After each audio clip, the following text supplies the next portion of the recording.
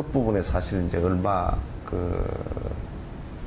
안 남았습니다. 이제 얼마 안 남고, 오후에는 한 1시간 정도만 총 정리를 좀 하고, 한 2, 30분 정도, 본인들 얘기들도 좀 이렇게 들어보면 좋겠다, 이제 생각을 갖습니다.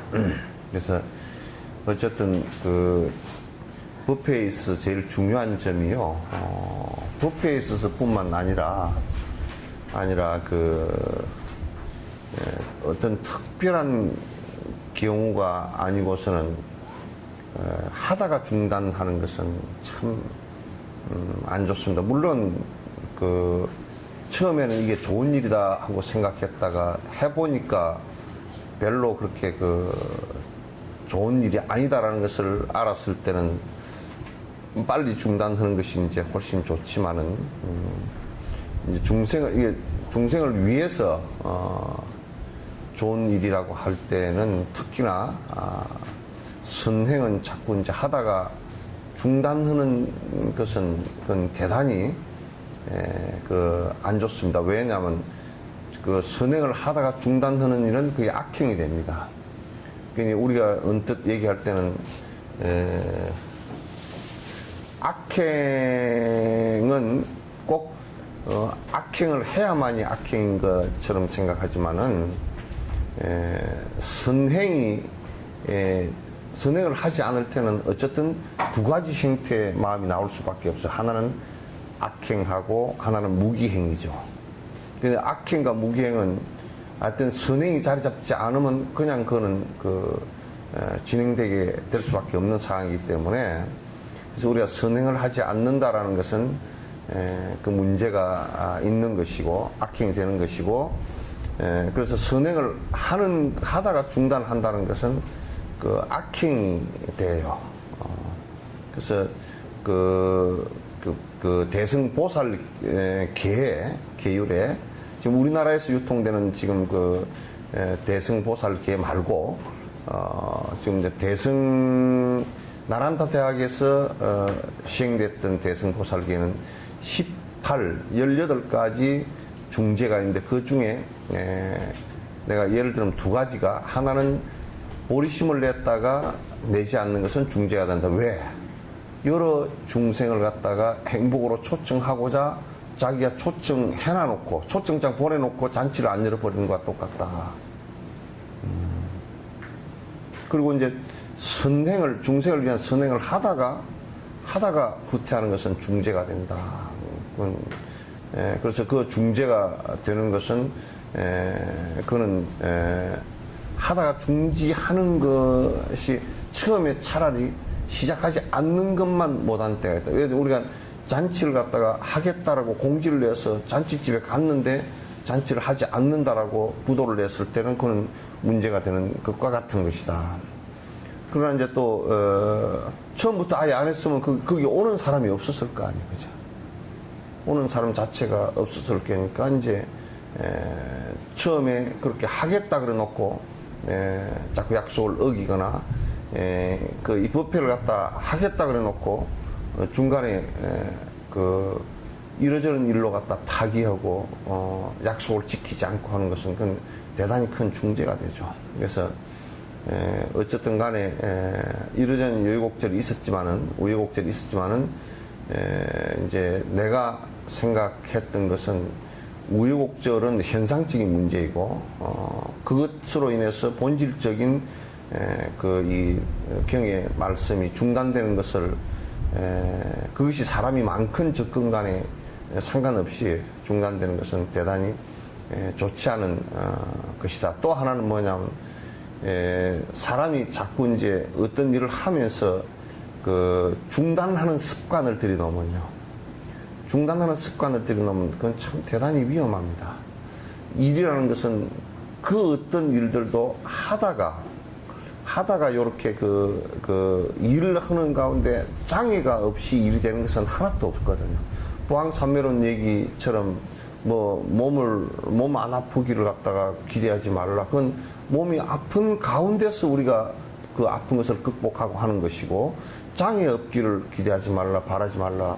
장애 가운데서 성취가 있는 것이지 장애를 떠나서 있는 것은 아니거든요. 그래서 그 중간에 어떤 일이 있을 때 그것을 갖다 장애 삼아서 하지 않는 것은 그 커트라인이 올라가면요, 그 사람한테서는 그 커트라인 정도가 되면 언제든지 그와 비슷한 장애가 어떤 일에서든지 나타납니다.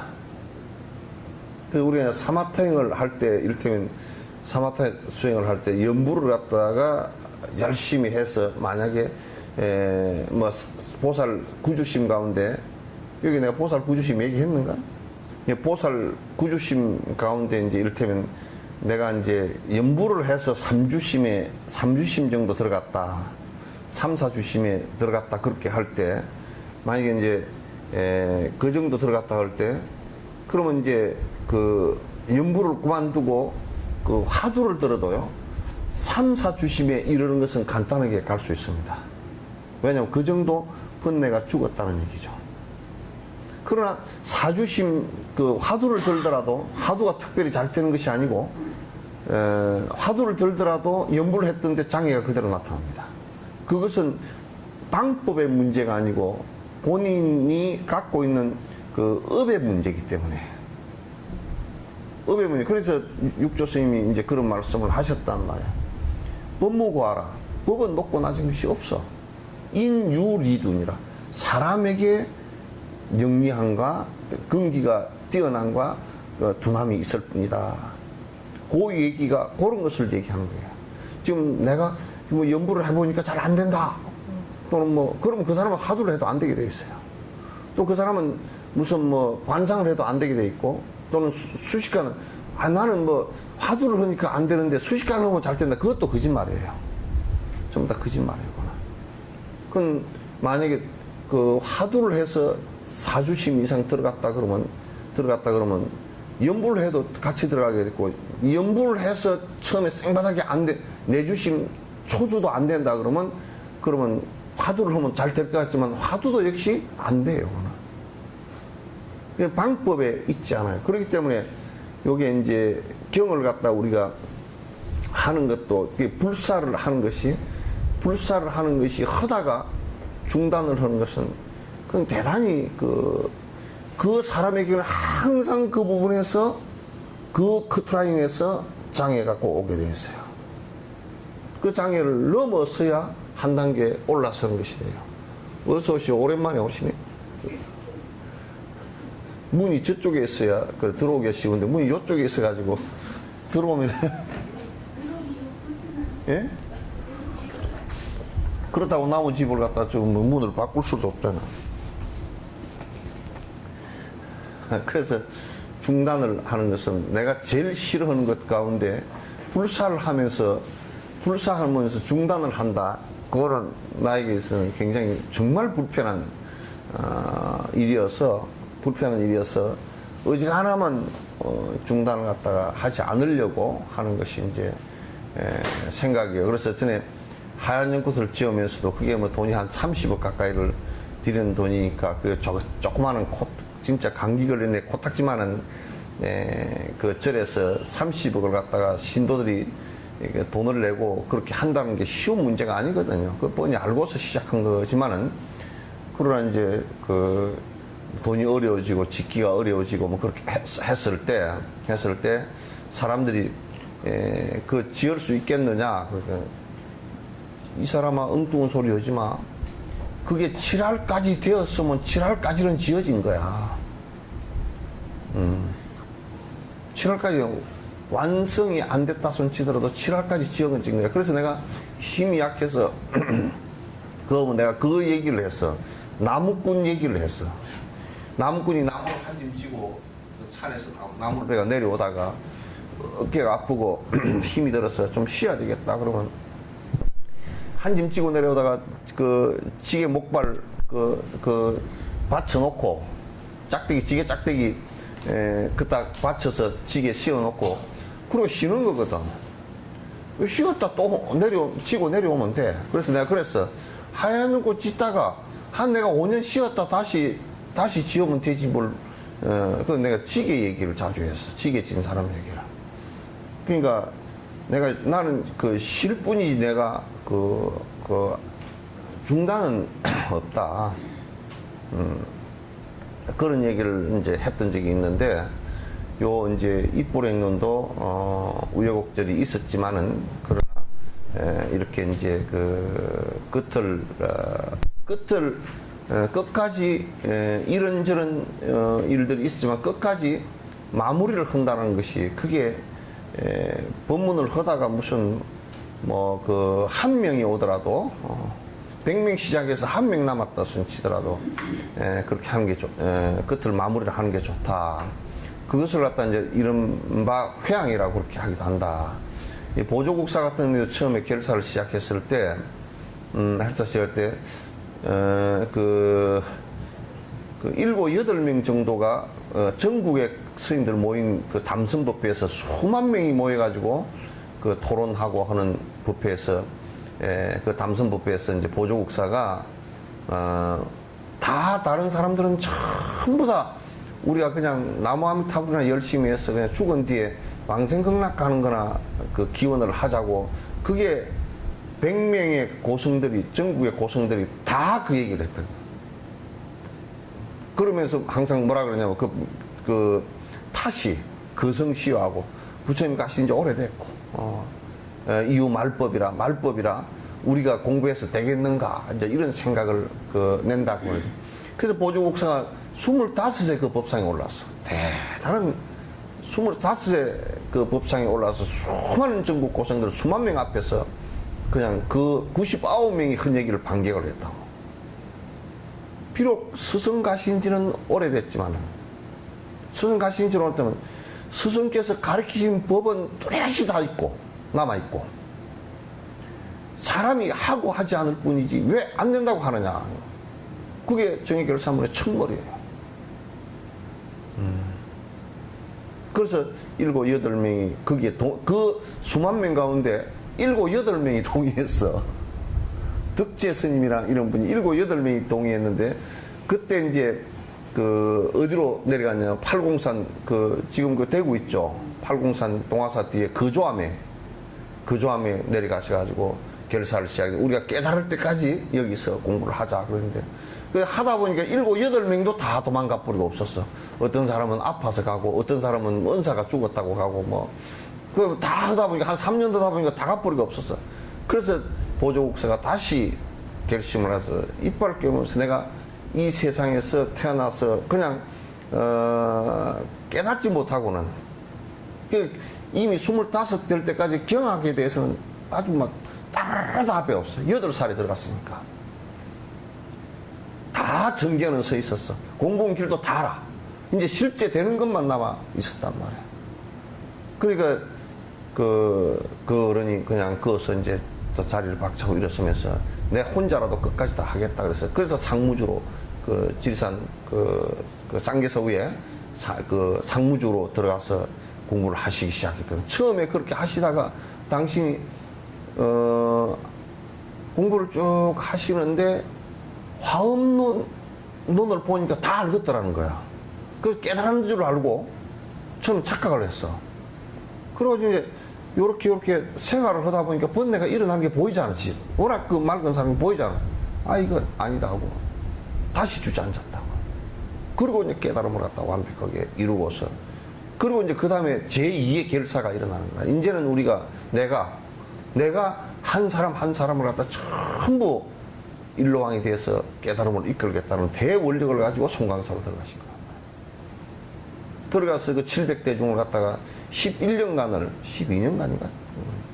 56살 될 때까지 가르치면서 지금 이제 정의결사문이라든지 그 원돈 성불론이라든지 그 어른이 지금 자기가 교재를 다 텍스트를 다시 썼어. 초발심 자경에 개 초심학 입문 그것도 보조국사가 지으신 거고, 그래서 선하는 법부터 다 계율 지키는 것까지 싹 다시 다 쓰셨다고. 스스가 그걸 갖다 가르치면서 이제 뒤에 그런 교육적인 바탕이 밑에 되니까 그게 그 고려를 갖다 한 2, 300년을 살리고 한국 불교를 갖다가 그때 당시 전부 다 뭐 정도였느냐면 지금 그 기복불교 비슷하게 기복불교는 아니지만은도 대다수의 국민들은 기복이고 그 다음에 사람들은 스님들이라 그러더라도 연불 부지런히 해서 죽은 뒤에 극락가는 기업만 한 거야. 그래서 죽은 뒤에 극락이 있다. 거기 가자. 이제 그 얘기야. 그래서 원항생, 왕생 극락기입니다. 왕생해서 미타 아미타 부처님을 보는 것이 원입니다. 하고 그 신앙만 아주 많이 있었다고. 그걸 갖다 전부 다 보조국사가 깨고 극락은 여기에서 이루어지는 것이지 딴 데서 이루어지는 것이 아니다라고 딱 그냥 그 아주 화를 하시거든. 그래서 이제 그 어른도 평생 뭘 하겠다 해가지고 뒤로 물러선 적이 없어. 뒷바꾸를 한 적이 없단 말이야. 그건 대단한 원력이시고 뛰어난 수행자이시고 참 두 번 거론하기가 어려운 우리나라의 참 대선지식이시다. 나는 이 어른을 갖다 나란타 대학에 에서 티베트에 그 불교를 전했던 아티샤 정도 되시는 분으로 그렇게 보인다고요. 이것도 이제 세계 불교도 대회 때 전 세계 불교도 대표들한테 송강사에 갔을 때 내가 이 보조국사를 소개를 할 때 다들 깜짝 놀래. 그런 큰 선지식이 여기 계셨느냐고. 지금 여러분이 앉아 계신 바로 이 자리에서 보조국사가 열반에 드실 때, 열반에 드실 때, 한 보름 전에 내가 조금 몸이 안 좋아서 내가 꼭 갈 것 같다. 대중을 다 불러 모아라. 그 700대중, 멀리 가 있던 대중들이랑 다 이제 심부름을 보내서 다 불러 모아서 700대중이 다 모였어. 요런 자상인데, 요렇게 넓은 평상이야. 요 양쪽 팔걸이가 있고, 뒤쪽에 기댈 수 있는 것이 있고, 그 앉아서 이제 700대중을 앉혀놓고 내가 이제 가고 나면 너희들이 이제 물을 곳이 없을 거니까 다 물어라. 죽기 한 2시간 직전에 그랬다니까. 우리 같으면 치매가 걸려가지고, 나만 같아도 치매가 걸려서 해롱해롱 오고, 지 아들이 와도 뭔지도 모르고 그냥, 옆집, 아이고, 아저씨 어디서 오셨어요? 요런 지경이 될 건데, 딱 앉으셔가지고, 다 물었는데, 108가지를 갖다 질문을 했어. 밑에 제자들이 이제, 공부하는 법에서 18가지 질문을 딱 하니까, 그 어른이 그냥 대답을 그 자리에 앉아서 다 하시고, 이제 질문할 거 없느냐. 대중이 한 말도 안 하니까 내가 간다. 하고 그냥 평상에 앉아서 그대로 딱 앉는. 그 일주일 동안을 그대로 몸을 갖다 건들지 않고 그대로 있었는데 그대로 앉아서 그대로 했어.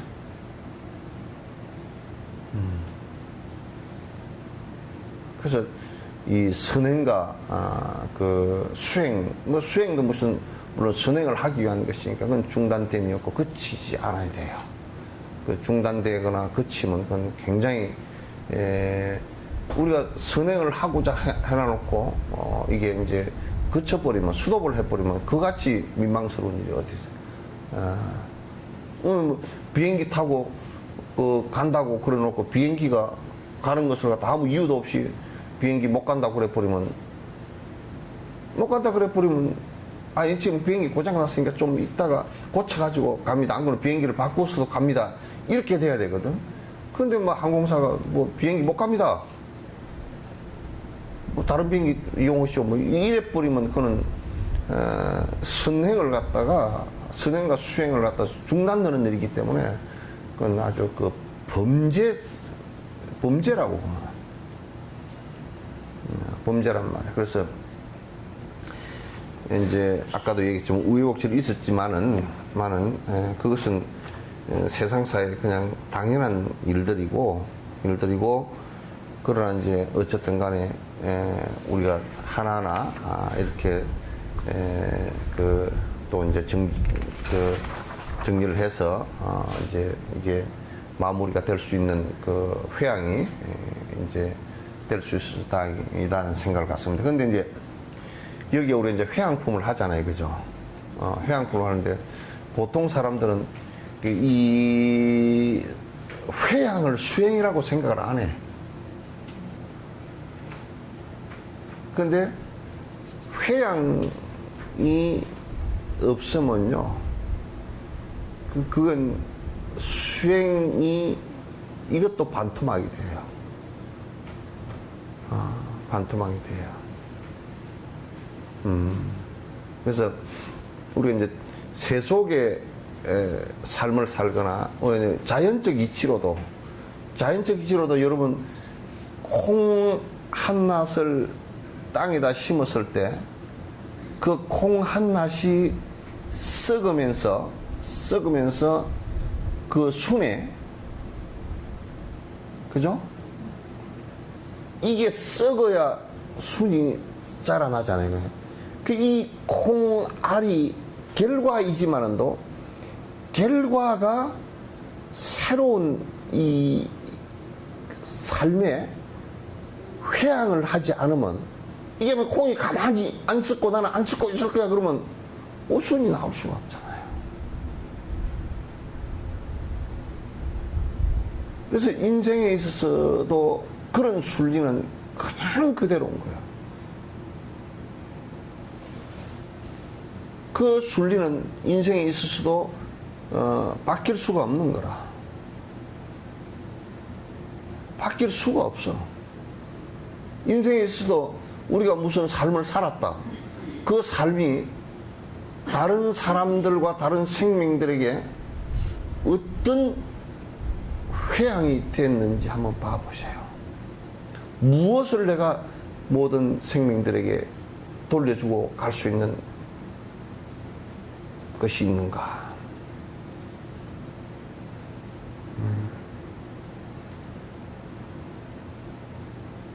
이게 이제 부처님은 45년 동안 회양을 하셨죠. 부처를 이룬 뒤에 45년 동안 거의 한 시각도 쉬지 않고, 거의 한 시각도 안 쉬어요. 거의 법문하시고, 또 다른 고향으로 그때는 뭐 다른 게 없으니까 걸어가시고, 길거리 가시다가 농부를 만나서 또 설득하고 설법하시고, 응? 진짜 수없는 사람을 만나서 45년 동안 당신이 번뇌를 벗어나는 길이, 이런 길이 있습니다. 내가 부처를 이루려고 했던 그 모든 선한 공덕을 당신들에게 다 송두리째 주고 가겠습니다. 심지어는 이런 얘기까지 한다고. 당신이 수명이 그때가 정세 100세랍니다. 감급, 다시 해서 100년마다 한 살씩 줄어드는 시기에 그 100세 때가 당신 수명에 해당된대요. 지금은 그러니까 74살 정도 되겠죠. 감급인 게 줄어드는 세상이니까. 그런데 그때 당신이 팔순에 열반에 드시면서 이제 내가 전생부터 만나서 공부를 했던 모든 인연 있는 중생들에게는 다 내가 가르침을 내리고 더 이상 방법을 얘기할 게 없다. 그 순타를 마지막 제자로 받아들이거든. 그 순타를 받아들이면서 그대는 항상 세세생생 왜 항상 늦게 오는가. 항상 지각생이었어요. 그 말씀 이제 하시고 이제 그 회양을 하셨는데, 그러면서 그 치문에 그런 얘기가 나왔습니다. 부처님께서 정세 100세이신데 20년을 갖다가 모든 중생에게 내가 내 수명을 회양하노라. 당시 수명까지도 회양하고 갔단 말이야. 이 예수 같은 경우도 서른 몇 살에 돌아가시니까 정상적으로 해도 한 70, 80 산다 그러면 그게 50년, 60년을 갖다 당신이 백성들을 위해서 당신 목숨을 갖다 회양했잖아요.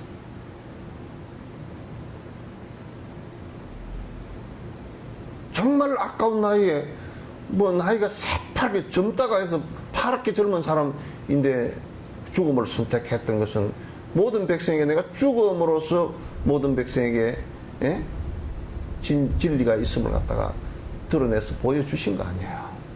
부동지가 있음을 보여주신 거란 말이야. 죽음 앞에서도 흔들리지 않는 그 경기가 있다라는 것을 갖다 보여주신 거란 말이에요, 이게. 그 회양을 그 이상 어떻게 하라고.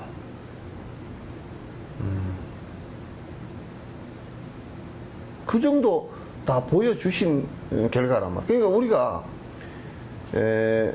회양이라는 것을 갖다 회양하는 것이 무슨 수행인가? 라고 한다면 그건 큰 오산이다.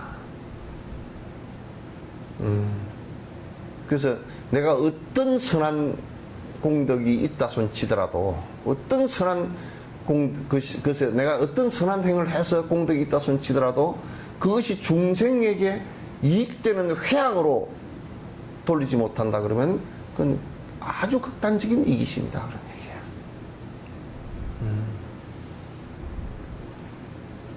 그래서 모든 보살 마살들께서도 당신이 공부하는 모든 내용들과 모든 공덕은 그래서 받겠다고 얘기한 적이 한 번도 모든 중생에 다 회양하겠다는 뜻이거든요.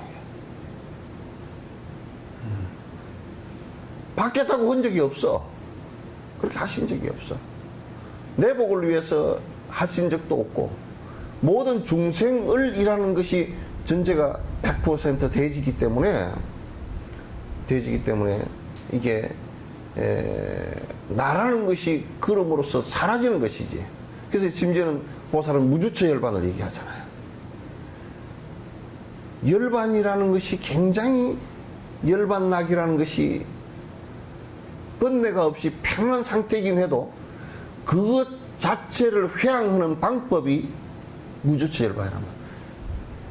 열반에 머물지 않고 중생을 위해서 육도윤회를 하겠다. 머물지 않다라는 얘기는 뭐냐면 그걸 사마타를 이루어서 열반을 성취하지 안 하겠다는 얘기가 아니고 성취가 됐지만 거기에 안주하지 않겠다. 성취가 됐어도 그때부터 중생을 위해서 오히려 내가 회양을 하겠다. 그 회양법이 뭐냐면 자비법이고 원생법이고 육도윤회를 위해서 내가 중생을 위해서 육도를 갖다 다시 내가 원해서 태어나게 된단 말이야.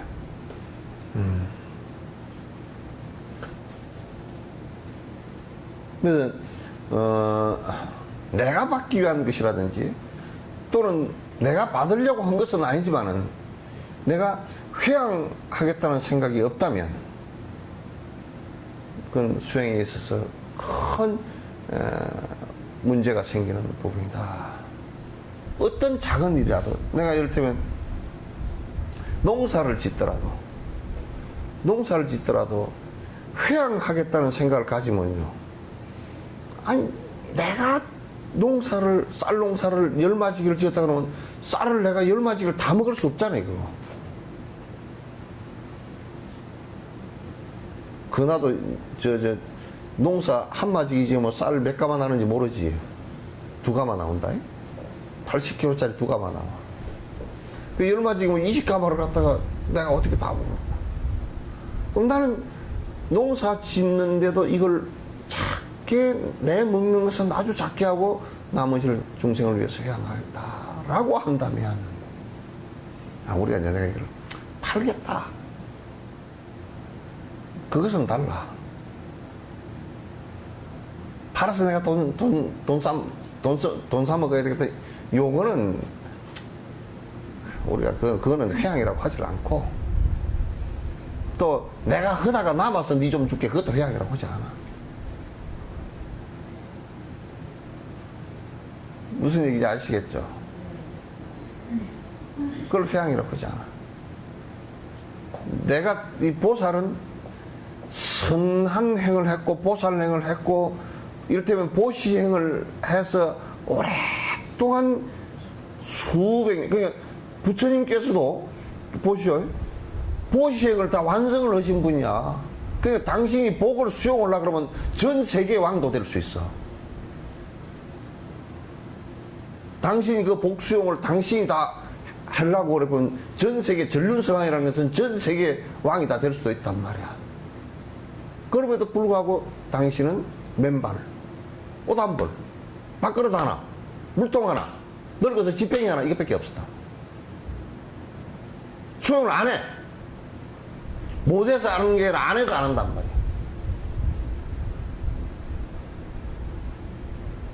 그리고 오랜 생을 지은 그 무궁한 복을 갖다가 전부 다 중생들을 위해서 내가 100% 회양하겠다. 그게 부처 아니요?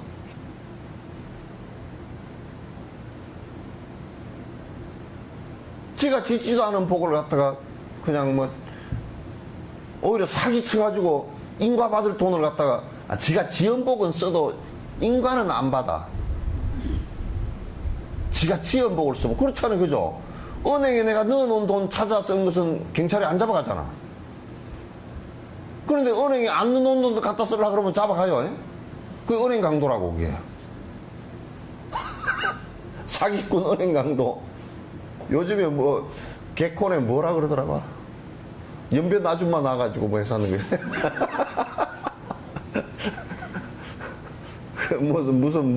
무슨 사기라 그래, 그걸. 예? 어? 어? 보이스피싱인가 그건데. 중국에서 만리장성에서 어머님이 떨어져서 발목을 다쳤습니다. 그러니까 우리 어머니 일본 갔는데요. 네, 일본까지 만리장성이 있다는 데 대해서 놀라셨죠?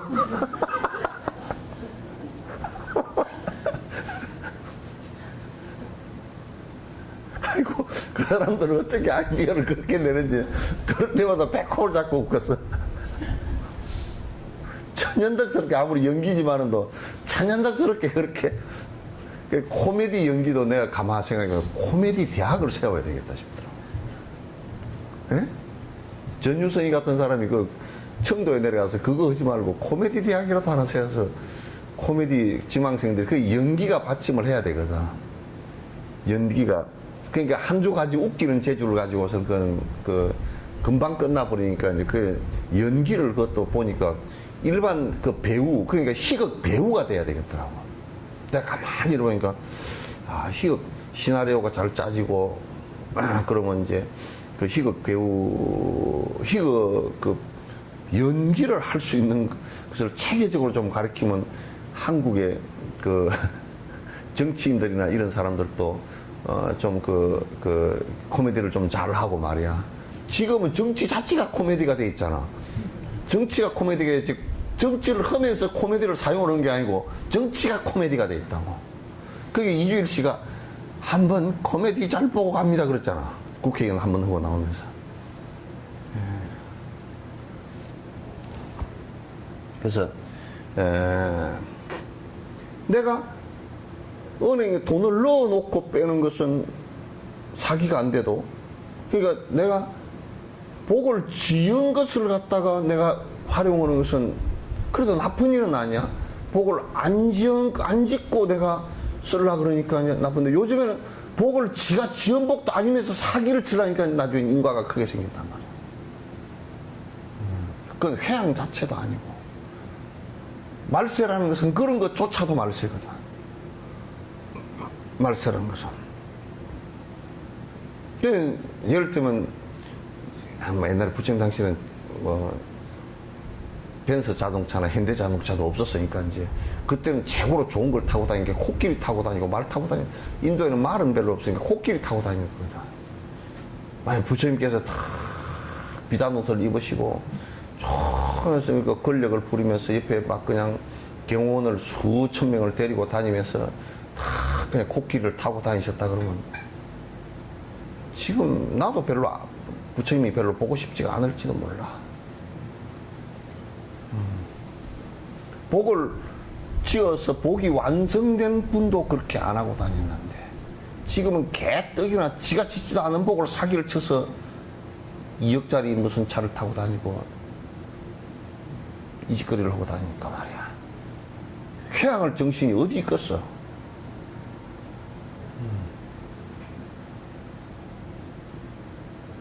결국은 회양이라는 것은 보살은 절대 내가 수용하겠다는 생각이 없는 거야. 그 어떤 것도 내가 누리고 살겠다는 것은 없는 거야. 그게 권력이 됐건, 그게 금력이 됐건, 편안함이 됐건 없는 거란 말이야. 그렇지 않은 사람을 누가 도인이라 그러겠는가?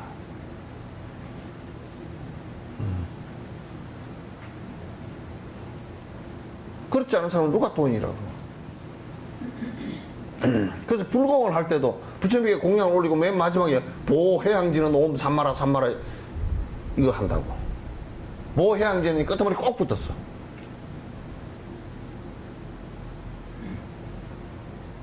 그러니까 여러분 천수경에도 그 관세음보살 10번과 6향 있죠, 그죠? 아약향도상 도산자체절 아약향도상 한탕사수면 이거 있죠, 그죠? 내가 도산지옥을 가면 도산지옥이 무너지고 이게 회양이라고. 전부 다 회양하죠.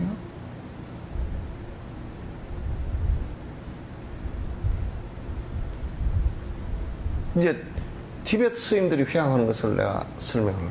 우리는 무슨 이제 강원 같은 데서나 그 학교 같은 데서 특히 스님들이 또 강의를 하면 다 그 강사료와 똑같이 그 일반 교수들과 똑같이 그 교수비를 다 받고 월급을 갖다가 얼마를 받고 그런 거 직장이지. 그래서 나는 여기에 그 해외 나갈 때도 직업명 성녀 쓰라고 해서 안 써 잘. 내가 직업이 아니니까. 내가 돈 벌려고 들어가 있어야 직업이지. 개떡이라 내가 무슨 돈 벌려고 들어가고 있는데 내가 왜 직업이야, 그게.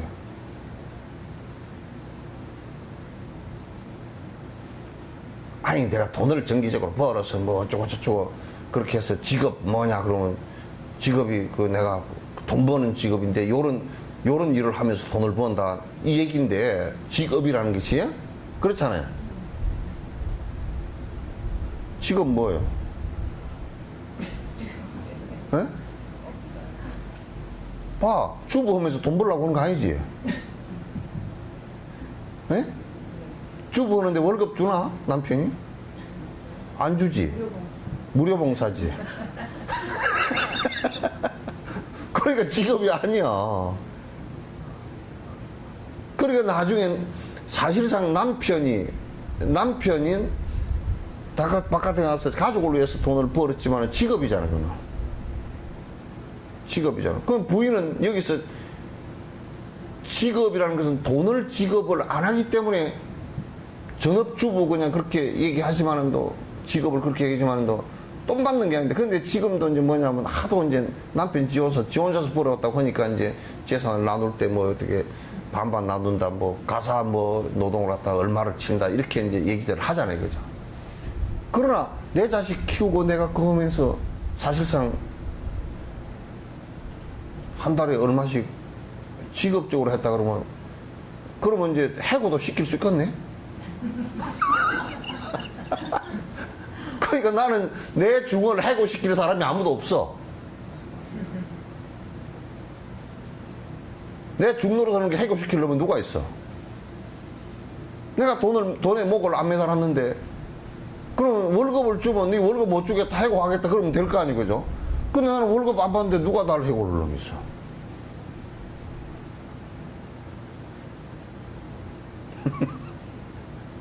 그래서 나는 그렇게 살라고 사는 사람인데, 해고를 하고 어쩌고저쩌고.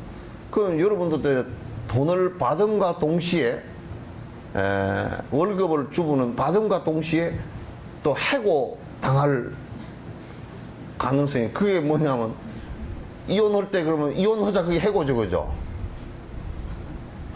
나는 이미 돈 다 지급했다.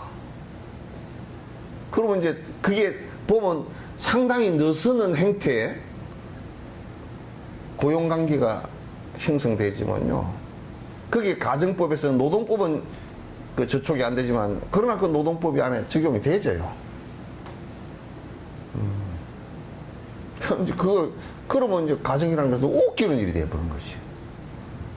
정말 이게, 정말 배꼽을 잡고 떼굴떼굴 굴려야 될 웃기는 일이 되잖아. 그래서 회양이라는 것은 이와 같이 중요한 수행법 가운데 하나라는 것을 갖다가 전제로 하지 않으면 안 된다. 아주 중요한 수행법입니다. 예? 그래서 이제 이런 것을 하면서 우리가 기도를 하면서 천수경 한 편 쳐놓고 부처님께 공양을 해놓고 회양을 어디다 하느냐면 내 아들 시험에 합격되고 뭐 이렇게 하면 그게 회양이 아니야. 회양은 보호회양진언이야. 모든 중생에게 평등하게 하는 것이 그 회양이야.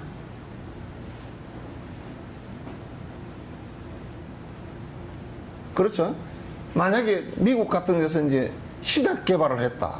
에이즈 약을 개발했다. 만약에 그 개발한 그 사장이, 회장이, 개발한 사람이 나는 이거 이 지구상의 인류를 위해서 전부 다 회양하겠다. 개발비고 뭐고 이익금이고 하나도 안 받고 약 생산비만 원가대로 해서 아니 내가 돈이 있으면 난 솔직한 얘기로 그러네. 돈이 있으면 그 에이즈에 걸려서 아주 고통받는 사람에게 생산비까지 다 내가 부담해서 약을 갖다가 전 세계에다 아프리카 약 하나 사 먹을 수 없는 이런 사람한테 배분해서 만약에 고쳐졌다 그러면 그 약 개발한 모든 것이 회양이 되잖아요. 그죠? 아마 그랬다 그러면 그 사람은 전 세계에 뭐 노벨상이 아니라 뭐 노벨 저 하레비상도 다 받을 거야. 상 받으려고 하는 짓은 아니지만 그 사람을 존경 안 할 사람이 누가 있어? 그 미국이나 이런 데 정신도 그건 정신이 지금 좀 바뀌어야 된다고요. 그런 사람들도 들어있지만은 미국에는 그런 사람들이 가끔가끔 보이더라고. 그래서 만약에 에이즈약이 개발되어졌다 그러면 이 개발을 쓰니 이제 돈방석에 앉았다. 그 돈방석에 앉아서 뭐 할 거요?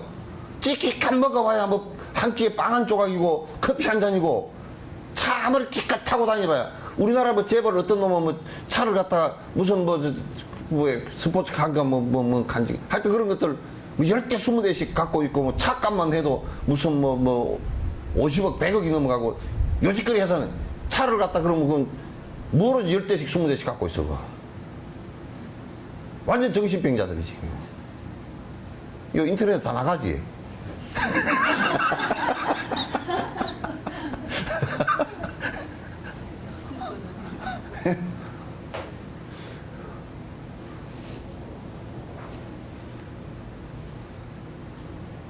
그러니까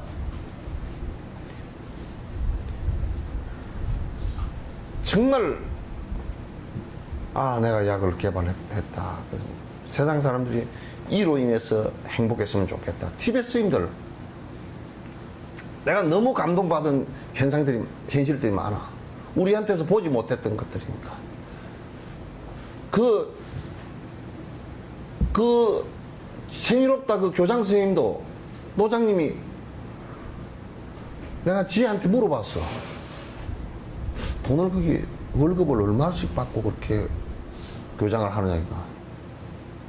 우리 선생님 월급 하나도 안 받아요. 그 안에 그러면 교수사들도 월급 안 받아요. 월급 아무도 안 받아요.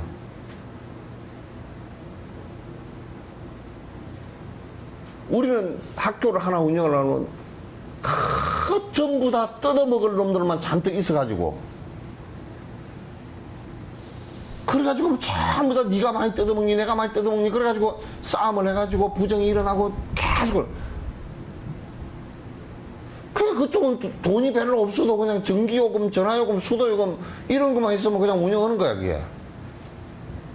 그러니까 얼마나 그게 사실은 도덕적으로 우위고 위쪽이고 그 노선생님이 이러시더라고.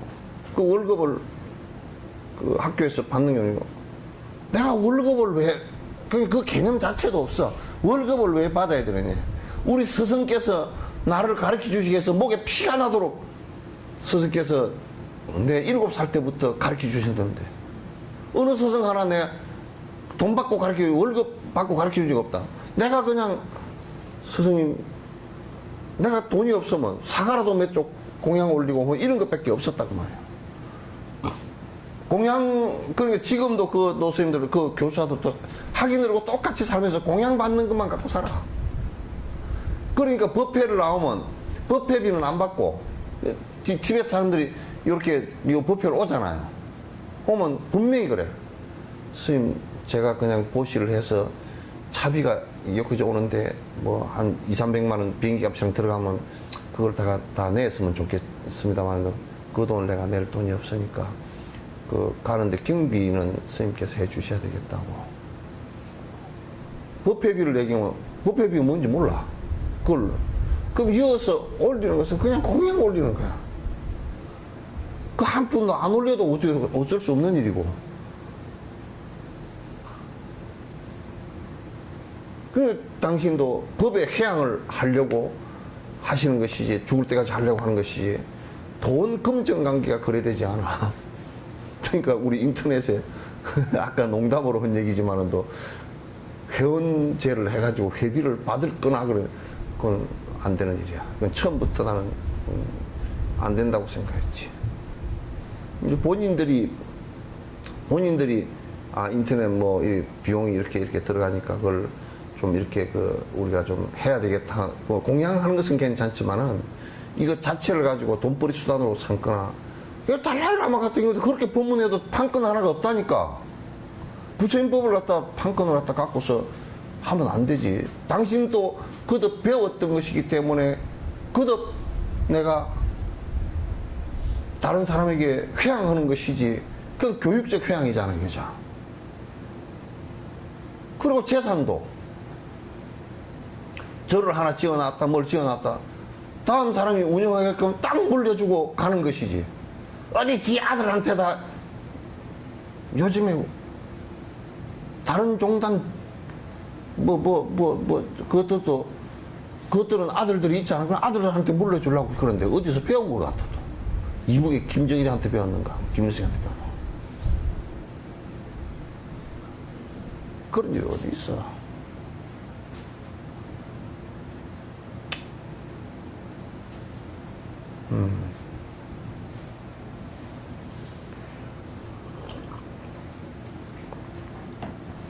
그래서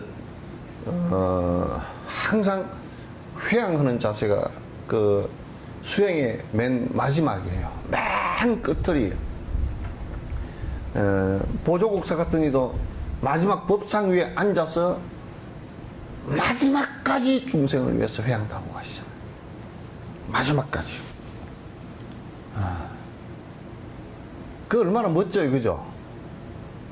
그리고 내가 가만 생각해보니까 죽으면 모르겠지만으로 죽어서 앉아있기가 더 힘들걸? 살아서 앉아있기보다. 죽을 때 앉아서 죽는 것이 그게 보통 힘든 일이 아니잖아요. 그 보조국사는 뒤로 기대지도 않았다는 거야. 딱 앉은 자세 그대로 돌아갔어. 저번에 그 인터넷에 나온 티베스님 자탈림만 그것도 앉아서 그대로 돌아가시고 그런 식으로 돌아가시니까. 그 죽은 뒤에까지도 서비스를 했더라니까. 한 일주일 동안 또 앉아서 보니 그걸 보고, 그렇게 죽는 모습을 보고 한이 집 안 낼 사람이 누가 있어. 똥을 빠락빠락 싸고 정신이 나가버리고 그냥 고함을 지르다가 뭐 헛것이 보인다고 막 허둥지둥 하다 죽는 거, 어? 저 시장 바닥에 말이지 그냥 생선 널브러지듯이 그렇게 죽는 것을, 이게 죽음의 존엄이 아니거든, 이게.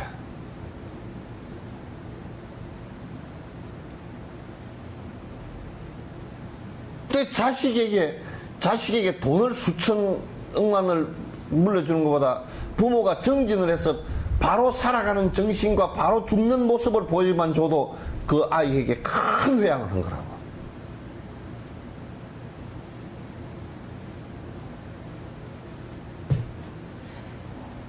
그런 회양이 어디 있어요?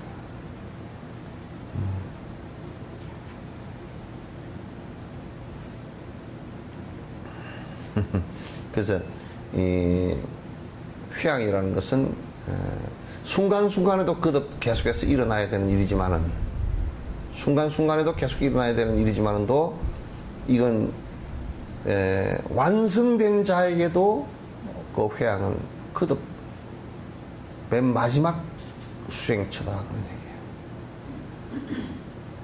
최후의 수행처다.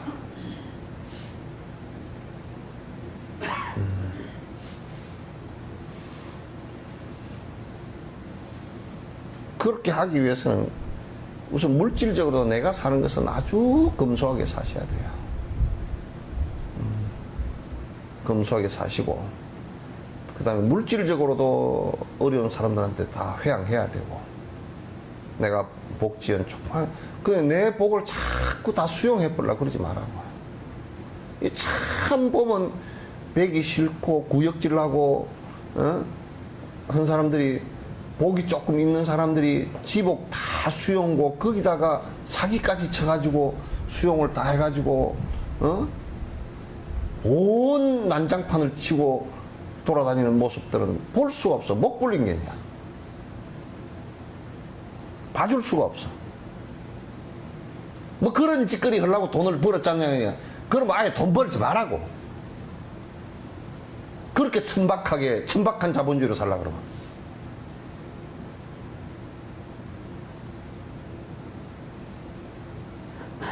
옷을 입어봐야 몇 벌을 더 입고, 잘 먹어봐야 얼마를 더 잘 먹을 거라고 그 난리를 치고 사느냐.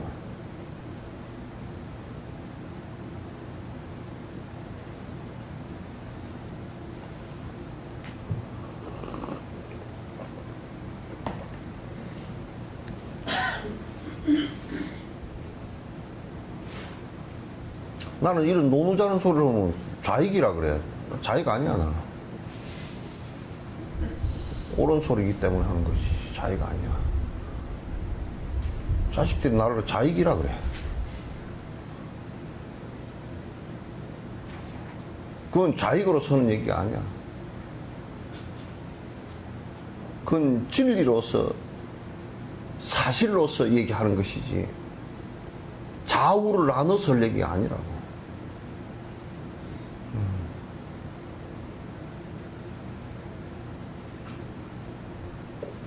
그래서 특히 이제 그 부처님은 그러면 완전 전 빨갱이에요? 공산주의 정도도 아니고 막 새빨간 토마토 빨갱이게?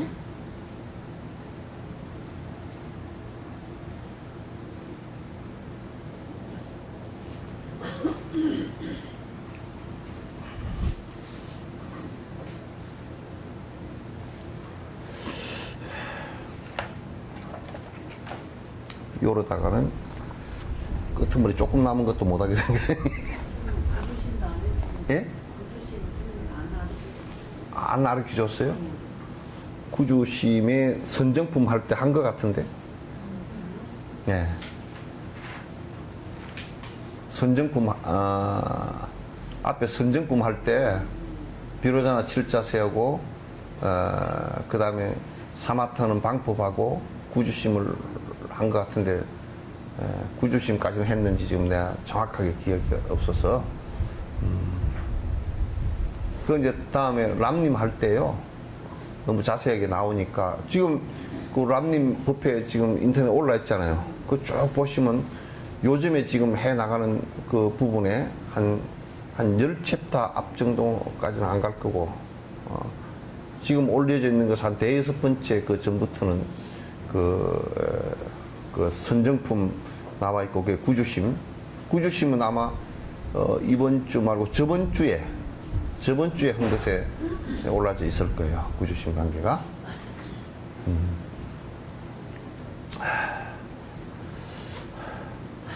지금 요거 회양품은 이제 그런 의미에서 지금 이거 그냥 해도 되고 안 해도 되는 게 아니고, 요 회양이 없으면 실제 수행이 완성된 게 아니다 그 말이지. 요 회양이 없으면. 그래서 모든 것을 다 회양할 수 있는 이런 자세가 꼭 필요하고, 내가 조그마한 선행을 지었더라도 모든 중생에게 그 이익이 돌아갔으면 좋겠다, 이 생각을 내는 것이 이제 중요해요.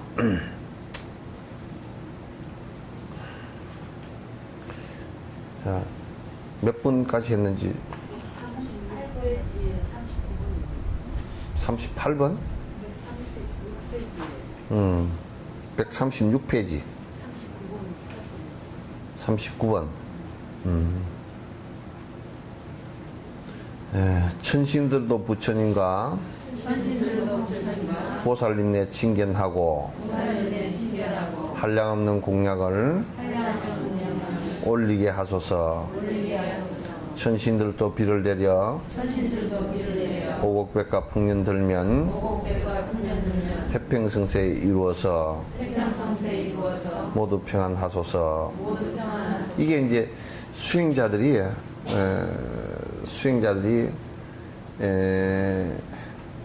세속을 바라볼 때 세속에서 사는 것이 뭐 홍수가 나도 사실은 괴롭잖아요. 떠내려 가서 죽는 사람, 살림을 다 잃는 사람, 논밭을 다 잃는 사람,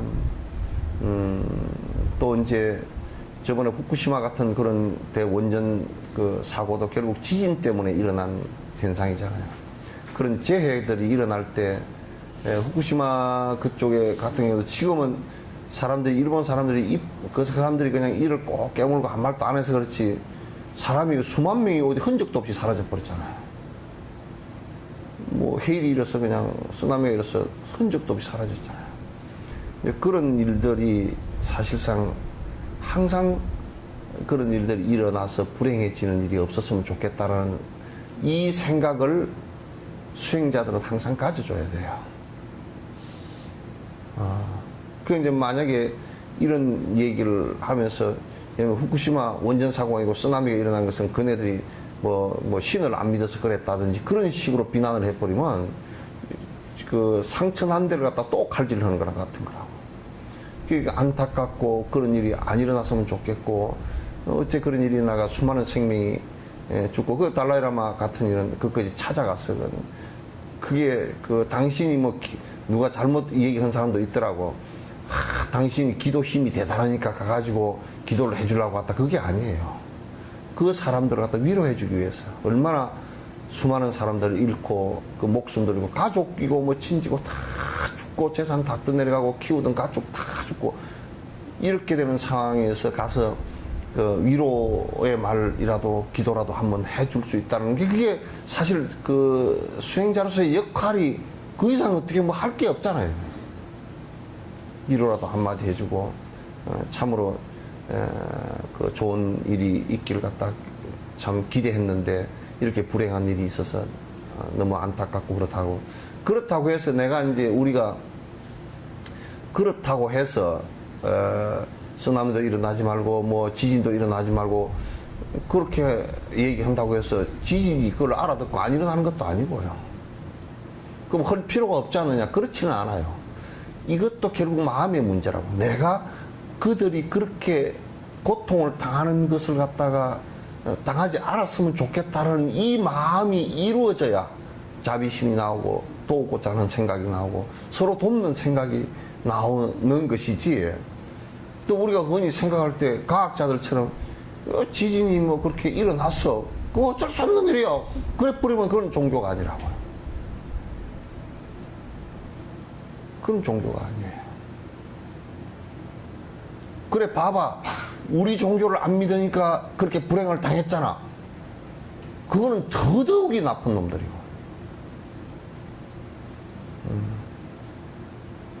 심성을 그렇게 쓰면 안 된다고. 누가 이제 옆집에 아이고 그 집에 생선을 저녁에 먹다 애가 생선가시에 옛날에 가난할 때 목에 걸려가지고 못 빼가지고 애가 아침까지 병원에도 못 가고 막 킥킥거리고 있다. 옆집 아줌마가 봐 생선 사오더니 우리한테 한 마리도 안 줬더니 고소하다 잘 뺐다.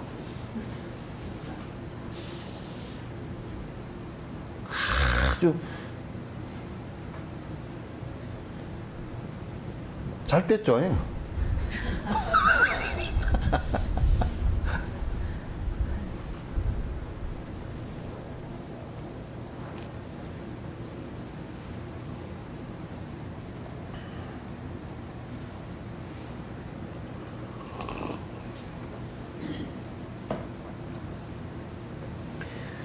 항상 편안하시기를 기원하고 저 사람이 돈이 없어서 힘들면 글쎄 그건 참 그렇게 힘든 것이 그런 고통이 없어졌으면 좋겠는데 풍족하게는 못 살아도 그래도 돈이 없어서 고통받는 일은 좀 없었으면 좋겠다라고 생각을 하고 기원해주고 그 마음을 그렇게 써줘야 돼. 예. 이제 돈이 내 그럴 줄 알았다고 저거 말에 꼭 쓰는 꼬라지를 보니까 아주 고소.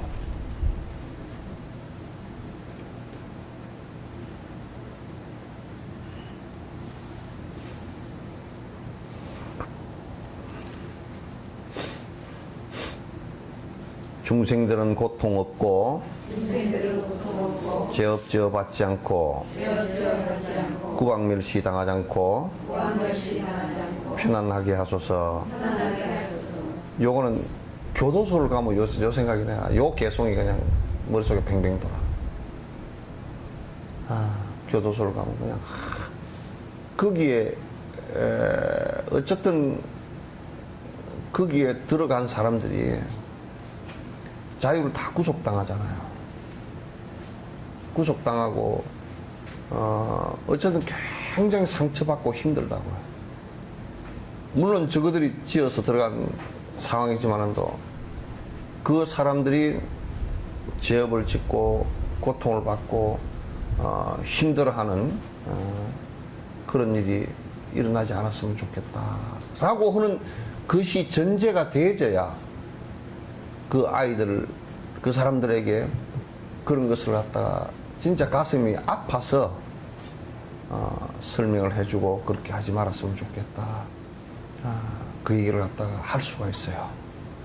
그렇게 되지 않으면 내 가슴에서 그게 같이 공감이 안 일어나요. 공감이 안 일어나요. 그래서 교도소에 들어가 있는 사람들도 내가 충분히 그런 것을 공감하고 이네들이 고통받는 것을 갖다 공감하고 그런 고통으로부터 벗어났으면 좋겠다는 것을 공감하는 상황이 되면 그 사람들이 말을 수긍을 해요. 그렇지 않으면 그 사람들이 어떤 생각을 갖느냐 하면 자식 뭐 니는 뭐 안 들어왔을 뿐이지 니도 도둑놈의 새끼 아니냐 딱 그렇게 나왔다고.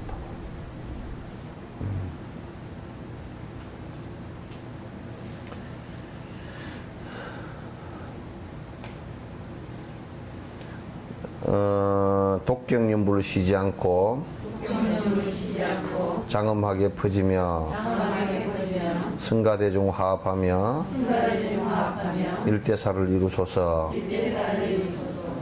이게 이제 사실상 경전을 읽고 그 다음에 암송, 염송을 하고 또 토론을 하고 그래서 그 바른 법의 정신이 끊어지지 않게끔 이렇게 이어간다는 것이 참 아름다워요. 그래서 한 가문에도 옛날에 글 읽는 소리가 끊이지 않는다면 그 가문은 살아날 것이다. 질펀한 음악 소리가 끊이지 않는다면 필패할 것이다. 술이 끊어지지 않는다면 반드시 망할 것이다.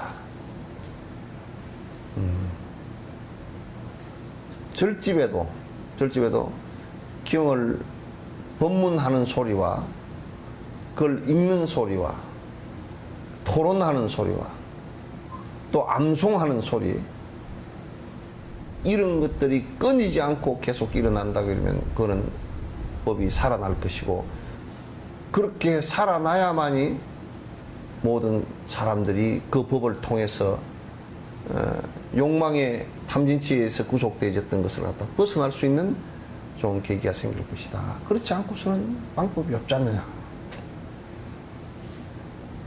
수행하는 비구들은 적정처를 얻으시고 산란함을 모두 버려 뜻 이루게 하소서. 그 비구들은 왜 그런 비구니들은 안 해놨느냐? 비구들만 해놨느냐? 차별 아니냐? 비구들은 이게 가서 산중에 들어가서 혼자 살아도 상관이 없습니다. 근데 비구니들은 혼자 살면 문제가 생긴다고요.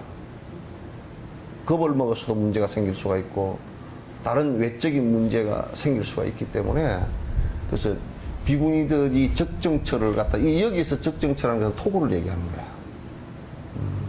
그래서 이제 비구가 돼서 이제 이게 혼자 들어가도 되기 때문에 얘기를 하는 거야.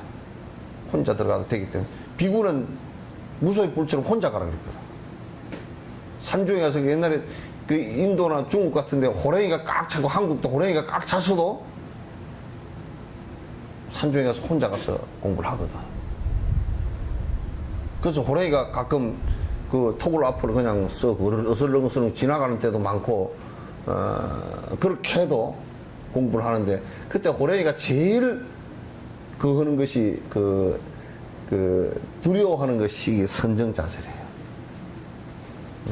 고요히 앉아있으면 호랑이도 쉽게 대들지를 못하고 간다는 거야. 그래서 육한장 같은 경우도 이 지팽이도 일부러 끝에다가 이제 육바람일 그래가지고 동글뱅이를 6개 하고 이렇게 했었지만 그런 것은 이제 법수적으로 해놓은 것이고 그 원래 기능이라는 것은 가면서 산중을 가면서 이제 지팽이 짚고 하면 딸까당 금속 소리가 나잖아. 그러면 이제 곰이나 호랑이 같은 것이 좀 피키라 그런 뜻이에요. 지혜로운 얘기라. 그리고 꼭 요즘에는 드라마에 나오면 도사가 꼬불땅꼬불땅한 지팽이를 갖고서 쭉 이렇게 해가지고 짚고 나오는 부자연스럽게 이렇게 짚고 나오는 그런 도사들도 들어 있습니다. 드라마 도사들. 그런데 그걸 왜 이걸 갖다 지팽이를 갖다 그렇게 하질 않습니다. 육한장을 이게 꼬불탕꼬불탕한 지팽이를 하는 것이 아니고요. 대부분 보면 이렇게 박달나무로 해서 단단한 나무입니다. 이렇게 해서 사람 키보다 조금 크게 하거든요. 그거는 이제 동물들이 대해서 이 동물들은 요게 지팽이 가진 것까지 이 키로 봅니다. 높이로 봐. 그래서 마사이 쪽이죠. 아프리카의 마사이족 같은 경우도 창을 갖다 길게 꼭 해서 끝털에다 꼭 붉은 수시를 달아. 저거들도 붉은 옷을 입고 사자가 그것만 보면 기겁을 한다는 거야. 붉은 놈들이 와서 맨날 저걸 사냥하니까 사자가 그 사람들 긴 창하고 이 붉은 수술하고 붉은 놈만 보면 야 저것들 아주 보통 골치 아픈 놈들이 아니니까 비키자고 도망간다는 거야. 저거들한테 잡히니까 보통 우리가 그 사람들은 다니면서 7, 8명씩 떼를 지어가 다녀. 그 혼자서는 사자를 갖다 창 하나 가지고 못 당하니까 이제 그 사자가 달겨 들면 그럴 때 그냥 제일 첫 번째 창 던지는 사람 두 번째 한꺼번에 안 던진다네. 첫 번째 던져가 안 맞으면 두 번째 던져가 또 오르고 8번 계속 던져라. 그래서 8번 던지는 가운데 한 번은 한 개만 맞으면 된다. 그 애들 창 던지는 기술이 굉장히 발달됐어요. 예. 그 스님들도 동물하고 부딪혔을 때 동물이 놀라서 공격하지 않게끔 하기 위해서 이제 그렇게 그게 일종의 지혜로운 자연에 살아가는 한 방법이에요. 이제 비구들이 이제 적정체에 토굴에 사마타 수행을 하기 위해서 이제 들어가서 있을 때 그런 위험을 갖다가 극복할 수 있고 비구니들은 혼자 가서 있으면 그런 위험을 갖다가 감내하기가 어렵단 말이야. 어려우니까 이제 그래서 꼭 비구절 에어리어에 암자를 짓고서 이제 이게 이때면 한 1km 떨어졌다든지 큰 절이 이렇게 큰 절이 있으면 그 비구니 스님들 처소가 이제 그 큰 절 에어리어에 이렇게 이제 있게 했던 것도 이제 그런 이유 때문에 그래요. 지금 티베트도 가서 보니까 다 그렇게 돼 있더라고. 우리하고 똑같아요. 비구니 수행자는 수행함에 부족 없고 다투거나 해하거나 나쁜 일 없으며 더불어서 출가자는 근본 행인 계율을 굳건하게 지켜서 어긋남이 없어서서 여기에 이때도 그래 너가 비구니 스님들 처소는 부족함이 많았는가 봐. 예? 이게 자꾸 올라가네.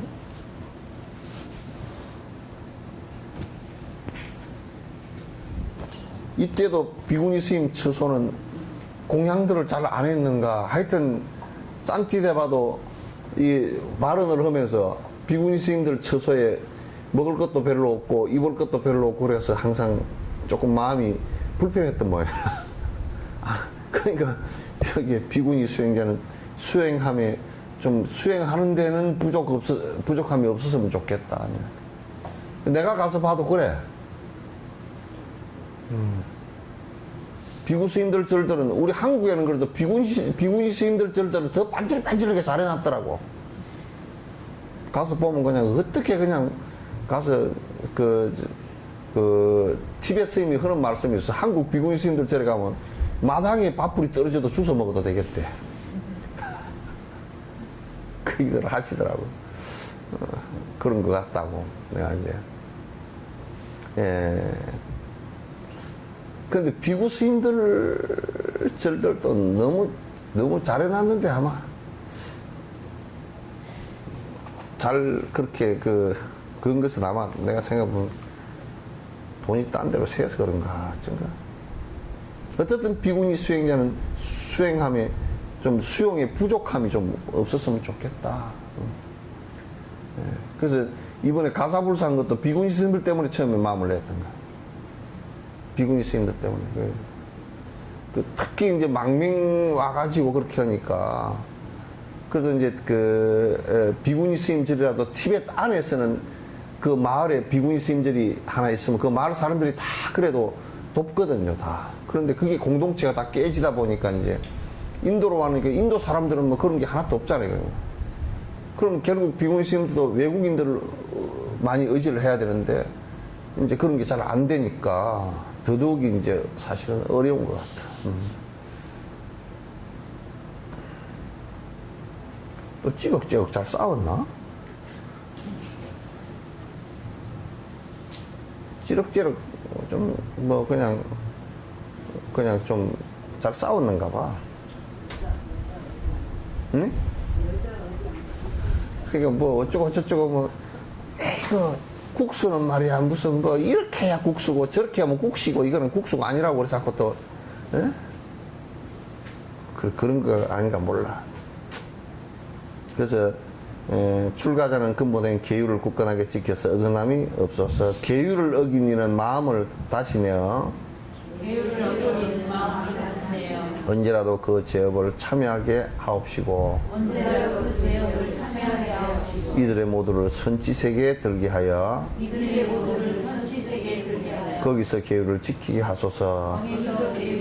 그러니까 불교는 뭐냐면 계율을 파하고 어기지 말게 강력하게 하지만은 계율을 파한 사람을 버리지를 않아.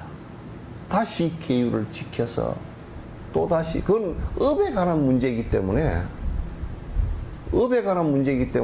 너는 한 번 계율을 파렸으니까 영원히 지옥에 떨어져서 나오지 마라 이렇게 하질 않는단 말이야.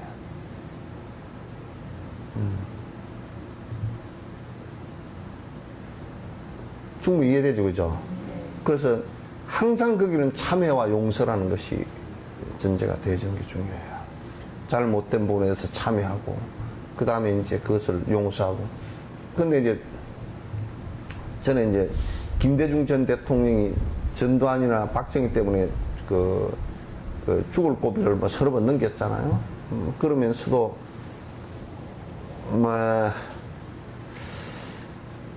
김대중 씨는 이제 전체 넬슨 만델라처럼 용서라는 것을 갖다가 이제 했는데, 근데 김대중 씨가 얘기한 용서가 좀 잘못된 게 하나 있어.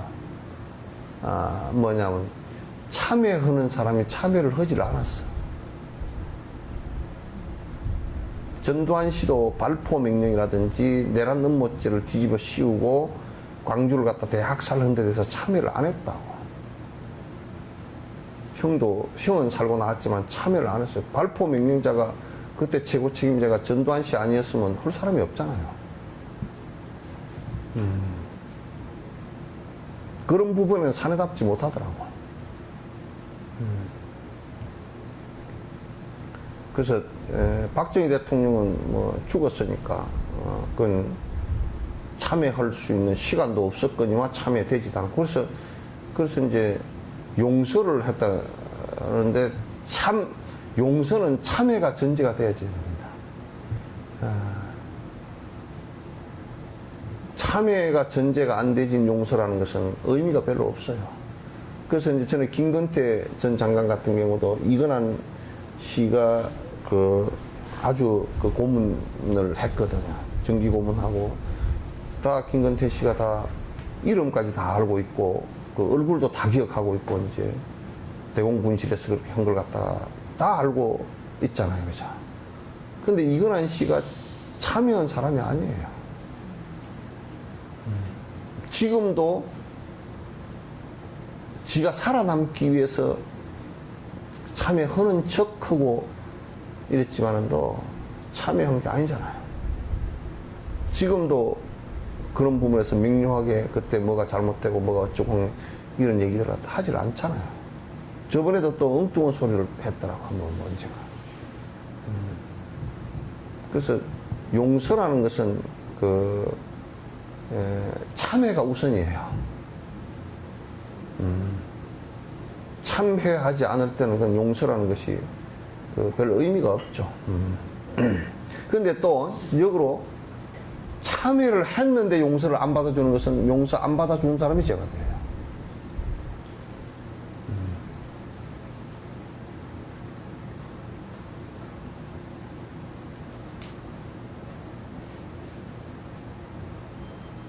지혜로운 이들은 언제나 존경받아 공양으로 존경받고 귀하게 하소서. 의식의 상속을 완전하게 밝히시어 시방세계에 두루 널리 알려지게 하소서. 그러니까 이 세상에 나는 이런 얘기를 해봤어. 욕심을 버리고 지혜롭게 살고 자비롭게 사는 사람이 존중받을 수 없는 세상 같으면 그 말세라, 끝난 세상이야. 욕심을 버리고 중생을 위하는 사람들이 무시당하고 별 볼 일 없고 그렇게 살 필요가 없다라고 생각하는 사회라 그러면 그 사회는 말세 가운데서도 아주 최악의 말세라고. 왜냐하면 사람의 삶의 지향점이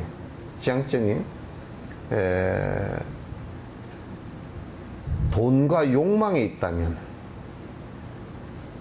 그 사회는 얼마 안 가서 끝납니다. 미국 같은 사회도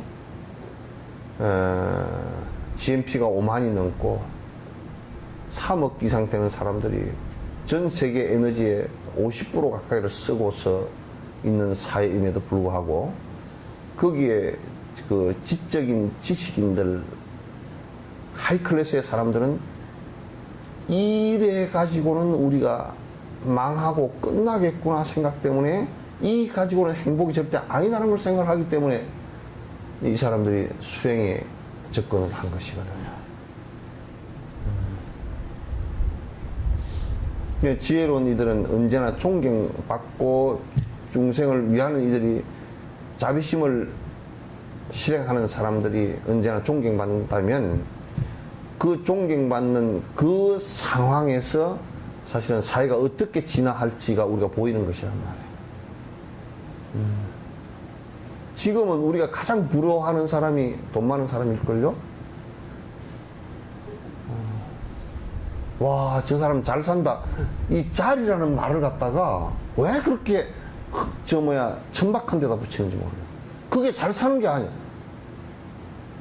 온갖 불법과 변칙, 탈세를 하는데 그걸 잘 산다고 얘기한다 그러면 우리가 지금 뭔가 머리가 뭐가 이상한 상태가 된 거 아닌가요? 잘 산다는 것은 그런 의미가 아니라고요. 잘 산다는 것은 지혜를 전제로 해야 되고 지혜라는 것은 있는 실상들을 갖다 인과로서 잘 바라볼 수 있는 능력이 있어야 되는 것이고, 중생의 고통을 위해서 자비심을 갖고 있어야 되고, 그렇게 사는 사람을 잘 산다. 돈이 적은 사람 보고 아니 너 잘 못 산다. 돈 적다고 잘못 사는 거 아니야. 그 문제가 아니라고. 문제의 본질은 이 사람이 얼마만큼 여러 생명들의 이익을 위해서 살아왔는가라는 것이 기준이 돼야 된다.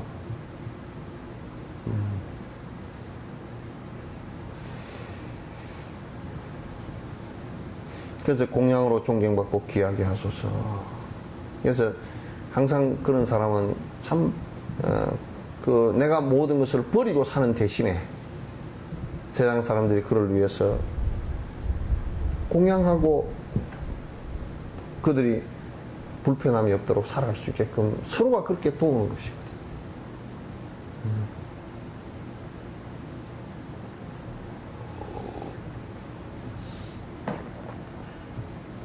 악취 고통 모르고 힘든 고생 모르며 신보다도 수승한 몸 부처를 이루소서. 악취 고통은 사막도를 얘기합니다.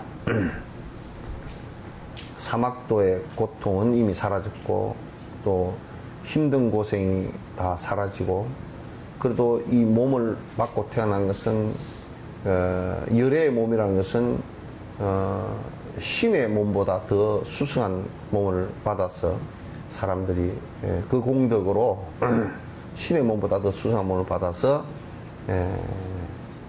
깨달음을 이루어서 니르바나에 들게 하소서.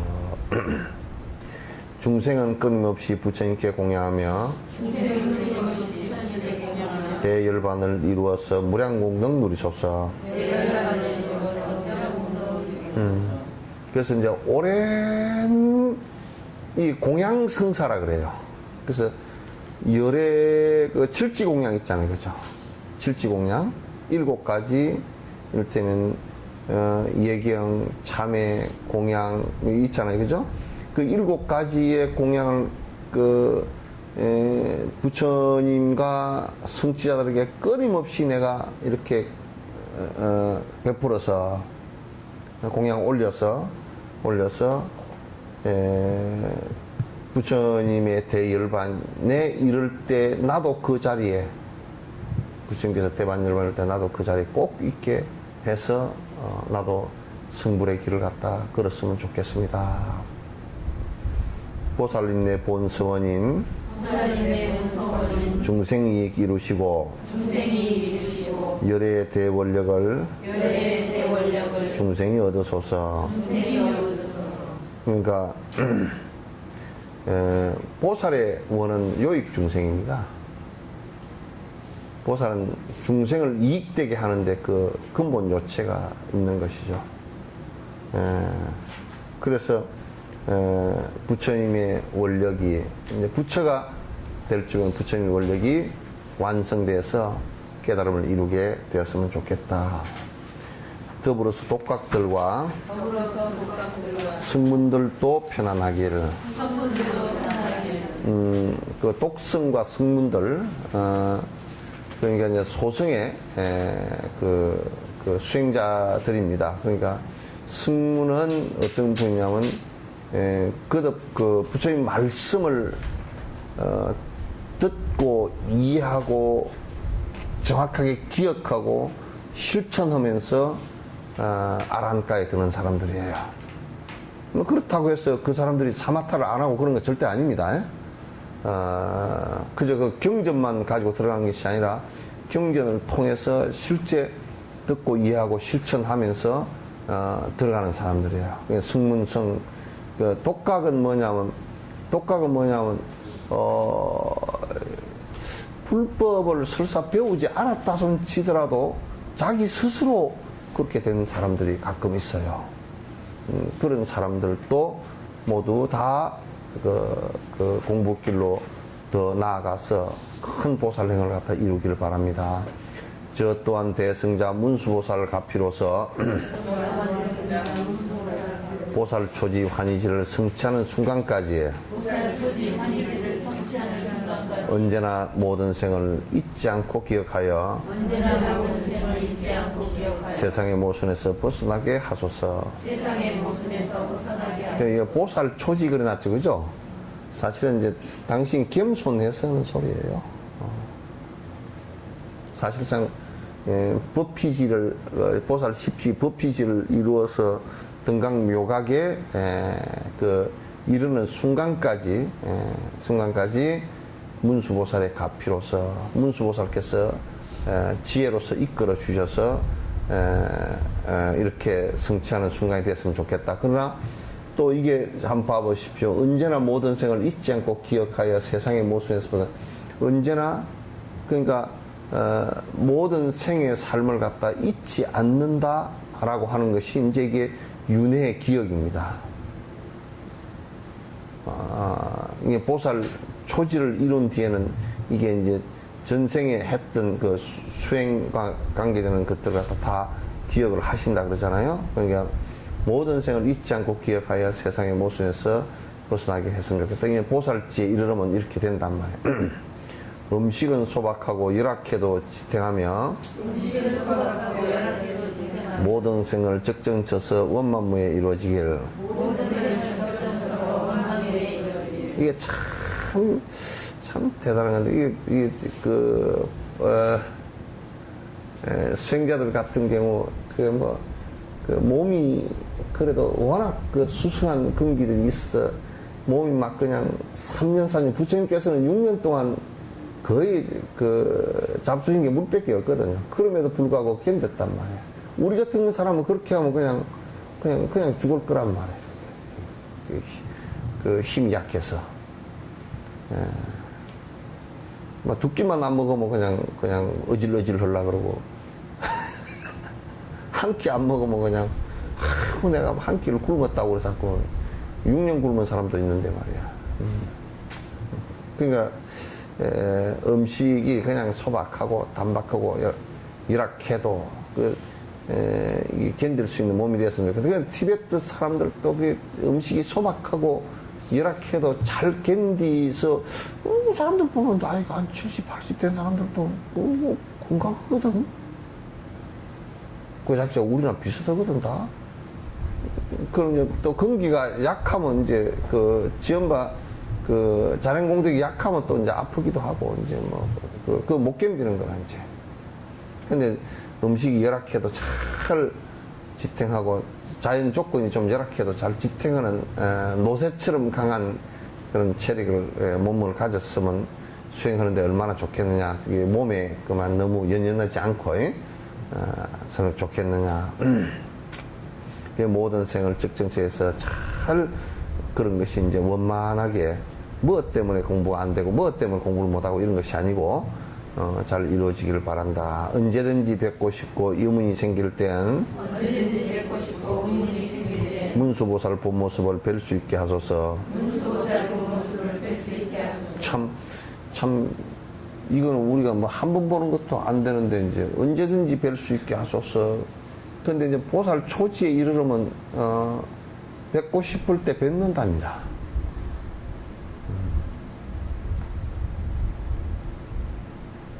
뵙고 싶을 때 직접 뵙고 가르침을, 그러니까 우리 역사상에서도 뵙고 싶을 때 뵙고 가르침을 받았다는 기록이 많거든요. 그래서 그렇게 됐으면 참 좋겠잖아요, 그죠? 너무나 좋겠잖아요. 그래서 진표율사 같은 경우도 이제 처음에 뵐 때 지장보살을 먼저 뵙고 부사의방에서 기도하면서 이제 먼저 뵙고 그 다음에 미륵보살을 뵀는데 그분이 이제 이 법주사에 진표스님 제자가 법주사를 갖다 창건을 했었거든요. 그 법주사에서 이제 수계하고 그럴 때 언제든지 문수보살께서 놔두어 주신 미륵보살께서 놔두어 주신 그런 그 설화가 있죠. 전언이 있죠. 그런 게. 시방후공 끝까지 중생이 이기하여서 시방후공 끝까지 중생이 이기하여서 문수보살 원행을 따르게 하소서. 문수보살 원행을 따르게 하소서. 그 보살들의 원행, 이거 문수보살 원행이라는 것은 이 법을 다 지혜를 성취한다는 얘기예요. 문수보살은 핵심의 주수행 방식이 지혜 수행에 있었어요.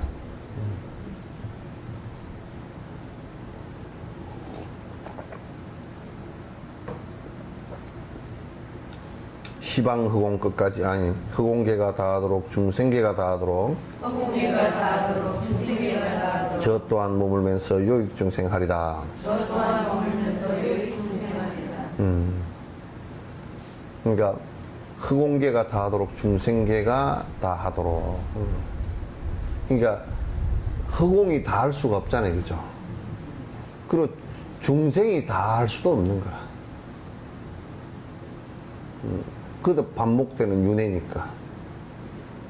그러니까 내 마음은 언제나, 보살의 그 행의 마음은 언제나 흑공계가 다하도록 중생계가 다하도록 내가 하겠다. 그래야 부처가 성취되는 거야. 내가 어디까지만 하고 말아야지. 내가 이번 생에 그냥 견성해버리고 말아야지. 이런 것은 결코 될 수가 없어요. 그 어떤 중생고든 대신받게 하시고 그 어떤 중생고든 대신받게 하시고 보살님네 더불어서 중생이 행복하기를. 보살님네 더불어서 중생이 행복하기를. 그러니까 이제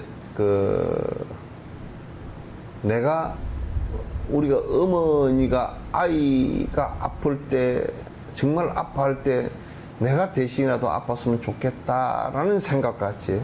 그렇다고 해서 애 아픈 것이 엄마한테 옮기지 않아요.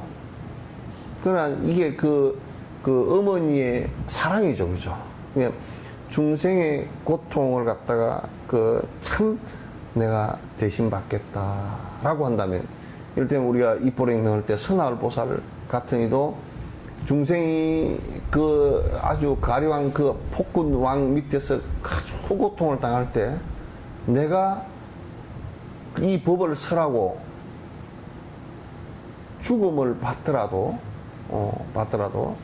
죽음을 받게 되면 그 왕도 마음을 바꿀 수 있을 것이고 모든 국민들도 법에 대해서 환희심을 내면서 공부할 사람들이 많을 것이다. 그래서 중생의 고통을 해결하는 데는 내가 죽음을 선택하는 것이 옳겠다라고 해서 그 양반을 가서 죽은 거거든. 그러니까 내가 대신 받겠다라는 이 생각이 자꾸 전제가 되져야 자비심이 점점 사실은 커지는 것이죠. 중생의 고통에는 유일한 양약이며 중생의 고통에는 유일한 양약이며 세상 모든 행복이 시작되는 바른 처인 세상 모든 행복이 시작되는 바른 부처님의 가르침에 머리 숙여 정리하니 부처님의 가르침에 머리 숙여 정리하니 영겁도록 열반에 드시지 마옵소서. 영겁도록 열반에 드시지 마옵소서.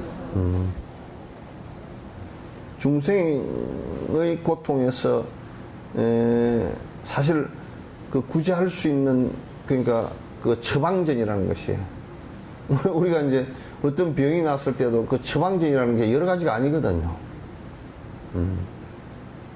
결핵 걸렸을 때는 결핵 치료제 처방전 그거 외에는 전부 다 보조약품이잖아요. 그런 것처럼 사실상 우리가 고통이 사라지기 위해서 행복하게 되는 데는 사실 여러 가지 방법이 많지 않아요.